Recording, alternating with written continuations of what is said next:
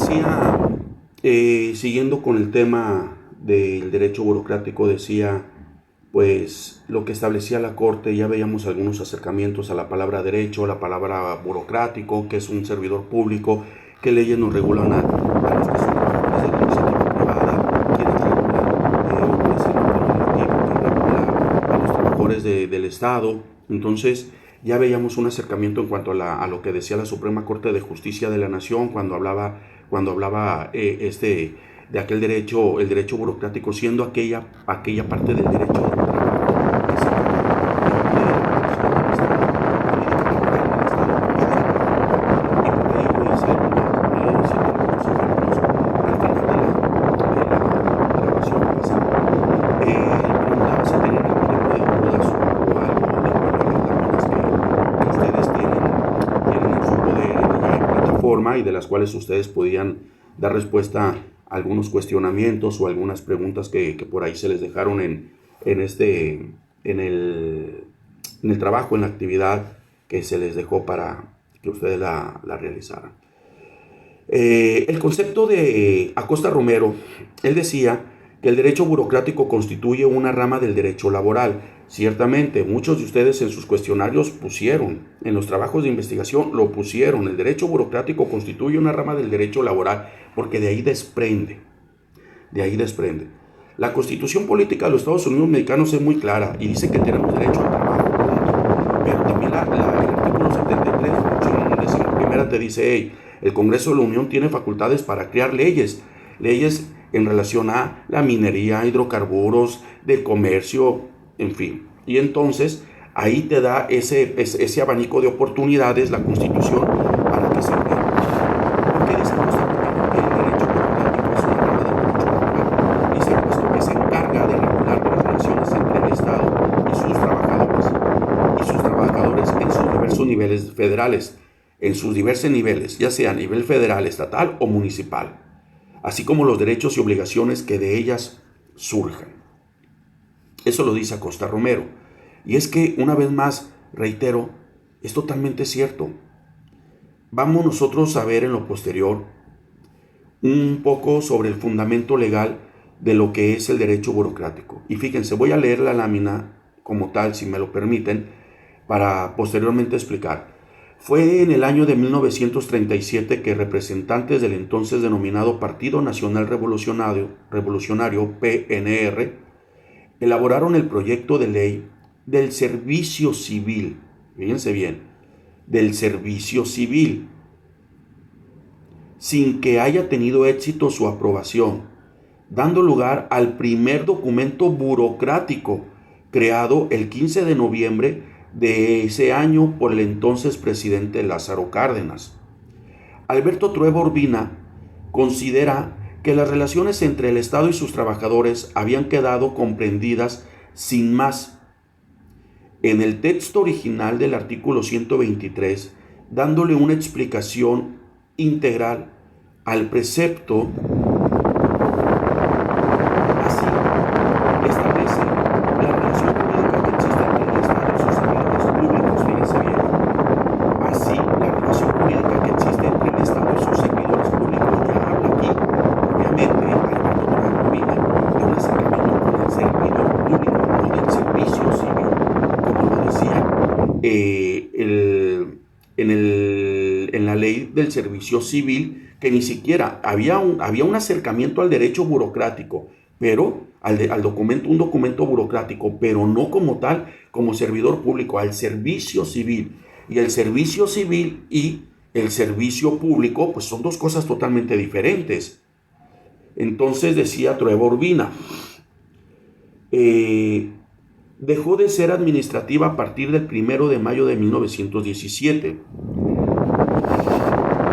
que entró en vigor nuestra Constitución, que hizo la primera declaración de derechos sociales de los trabajadores en general y específicamente los empleados públicos y privados.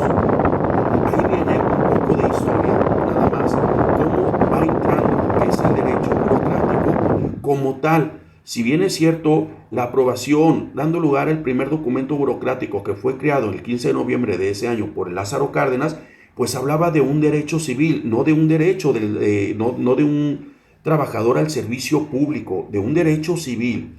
¿Y cuáles son los derechos civiles? Son los derechos de primera generación. Si nos metemos un poco al tema de los derechos humanos, ¿cuáles son los derechos de primera generación? Los derechos civiles, políticos, sociales y culturales. ¿Y cuáles son estos? El derecho a votar, el derecho a formar sindicatos, el derecho a trabajar, ¿sí? Servicio civil, derecho civil, servicio civil. Entonces, ya viene la Constitución de 1917 como realmente queda. Otros tratadistas y catedráticos universitarios de la especialidad laboral, José Dávalos Morales, Alfredo Sánchez Alvarado y Enrique Larios, siguen tendencias similares y sostienen que la división que actualmente presenta el artículo 123 de la Constitución Política de los Estados Unidos Mexicanos en dos apartados, el A y el B, resulta innecesaria al considerar que los servidores públicos ya estaban protegidos por las normas laborales derivadas del propio precepto constitucional original. Por tanto, llegan a la conclusión de que es necesaria la derogación del apartado B, que contiene lo relativo a los trabajadores del Estado. Eso es lo que consideran estos tratadistas. Por mandato del presidente Adolfo López Mateos, se elevará a rango constitucional los derechos laborales de los burócratas, adicionando un apartado B al artículo 123 de la Constitución, que es donde estamos nosotros, el apartado B, trabajadores al servicio del Estado, trabajadores burócratas o servidores públicos, funcionarios públicos, todo aquel trabajador que forma parte de las entidades de los estados en sus tres niveles, federal, estatal o municipal. Según aparece en el Diario Oficial de la Federación el día 5 de diciembre de 1960. De manera más contundente, la reciente reforma y adición de la fracción decimotercera del apartado B de la Constitución del 23 Constitucional precisa lo siguiente: los militares, marinos, personal de servicio exterior, agentes del Ministerio Público y los miembros de las instituciones policiales se regirán por sus propias leyes. Los miembros de las instituciones policiales de los municipios, entidades federativas del Distrito Federal, así como de la Federación, podrán ser removidos de sus cargos si no cumplen con los requisitos que las leyes vigentes en el momento de la remoción señalen para permanecer en dichas instituciones sin que proceda su reinstalación o restitución. Para combatir la remoción y en su caso solo procederá la indemnización. La remoción de los demás servidores públicos a que se refiere la presente fracción se regirá por lo que dispongan el precepto legales aplicables. Entonces, ahí tenemos nosotros estos acercamientos que las propias leyes establecieron. Hablar de historia, meternos un poco, hacer un paseo hacia el pasado, subirnos en una línea de tiempo y caminar hacia atrás, resulta interesante, porque entonces nosotros vemos desde dónde parte, cómo inicia esta parte de lo que es el derecho burocrático como tal. ¿Lo hemos tenido? Sí, yo me atrevería a decir que sí. Los hombres de las cavernas, aun y cuando no eran servidores públicos, señores, ellos se organizaban. El hombre fuerte, el pater familias, el padre, el hombre fuerte de los clanes o de las tribus. Él se enfrentaba al pater de otra familia.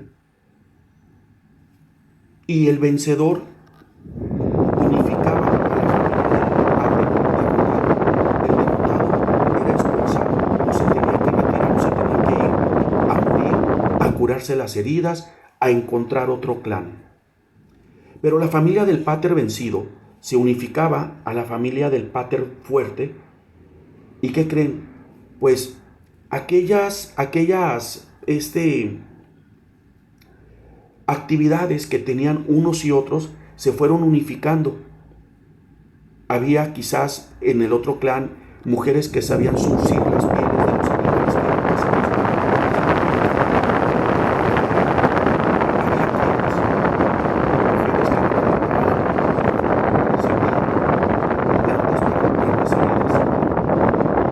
Quizá los hombres se unificaban con los del otro clan, se organizaban y se administraban. ¿Para qué? Para cazar los animales.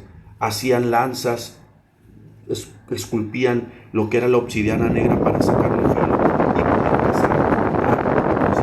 Vean cómo se organizaban, pero se organizaban precisamente no como lo dice la ley, porque en aquellos tiempos no había ley, aquello era en cuanto a las necesidades que ellos iban teniendo, ellos iban actuando en consecuencia. Pero todo ha sido una constante evolución, jóvenes. Fuimos evolucionando hasta ver hoy por hoy cómo nos hemos seguido organizando. Vean ustedes nada más, el servidor público, ¿qué es lo que hacen ustedes? ¿Cómo se organizan? Ahorita,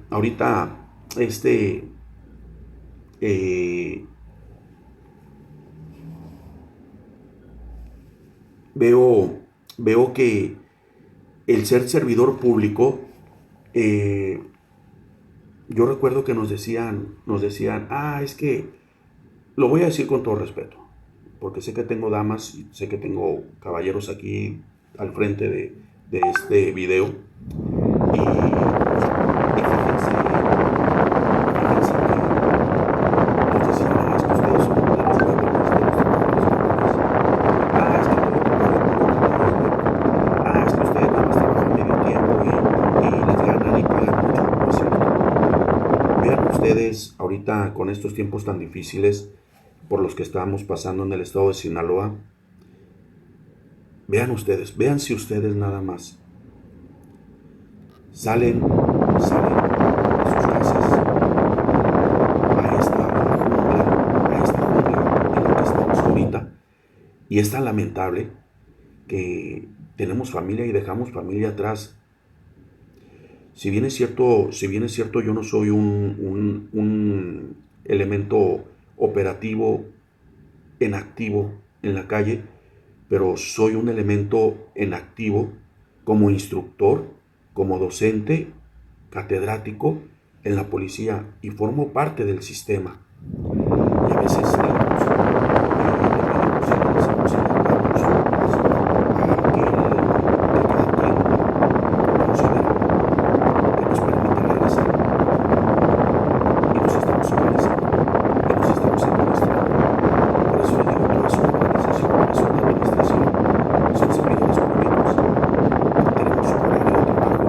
cumplimos con actividades. Tenemos un jefe que nos da las indicaciones.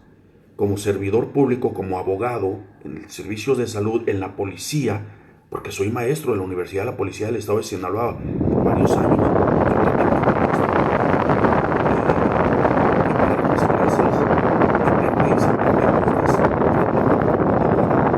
Para buscar material, para proveerles el material, sintetizar lo más posible.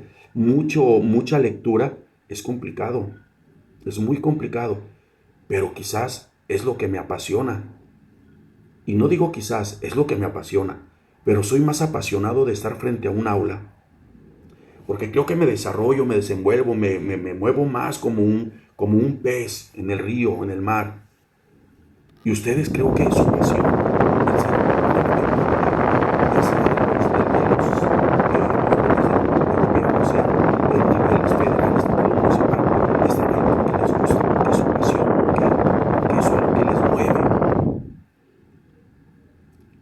Y ustedes se entregan.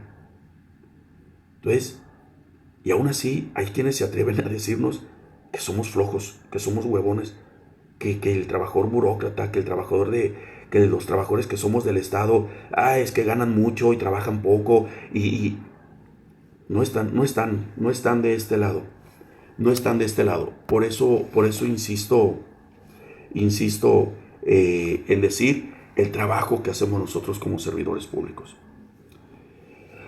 Una definición, un acercamiento a la expresión o palabra de servidor público es aquella persona que desempeña un empleo, cargo o comisión subordinada al Estado, lo que hacemos nosotros, ustedes, yo, un servidor, ustedes. Esa es una definición de servidor público, y está obligada a apegar su conducta a los principios de legalidad, lealtad, honradez, imparcialidad y eficiencia. ¿Quiénes son servidores públicos? Ahí están ustedes, los agentes, tanto del orden de gobierno a nivel federal, estatal, municipal, policías municipales, policías estatales, doctores, abogados, trabajadores que estamos dentro del Estado, bueno, todos nosotros, bomberos, Todos nosotros somos servidores públicos, ¿verdad? Estos temas que se abordan son temas obviamente relacionados a esta primera unidad. Yo espero que les haya quedado un poco claro la definición o el contexto de estos temas que se han venido abordando. Yo espero de verdad que sean de su utilidad.